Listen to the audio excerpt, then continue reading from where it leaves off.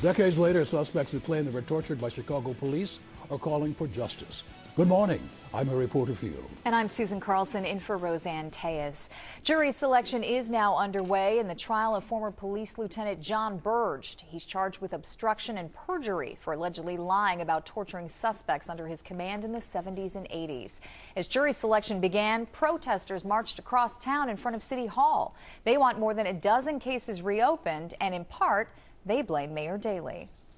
Jail John Burge! Jail John Burge! Dozens of protesters marched on LaSalle Street, outraged over multiple allegations of police torture. Feel my pain! With the statute of limitations, it's too late for former Lieutenant John Burge to face charges of abuse, but he is standing trial on federal charges for allegedly lying under oath. Mark Clements says he was one of his victims and falsely convicted of arson. You were innocent of something. How did they get you to confess? Well, they grabbed my genitals and they squeezed them.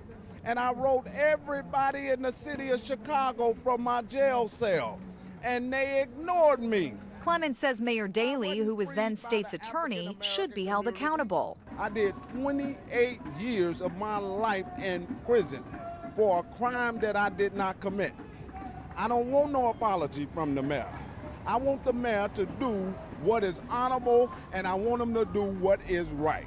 You want him to step down? I want him to resign immediately. The protesters are also calling for new trials for 19 remaining convicts who they claim are innocent but falsely imprisoned because of Burge and his men.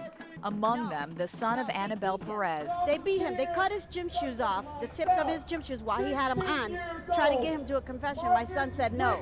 Her son, Jaime Husad, was 17 when he confessed to a murder that she says he did not commit. He's been in prison for 13 years. Now, potential jurors were actually called in for the Burge case a couple of weeks ago and are returning to court today. They were asked to complete a nearly 30-page questionnaire. After reading through hundreds of responses, the selection process is now officially underway this morning. Burge was fired from the department in 1993. He has been living in Florida.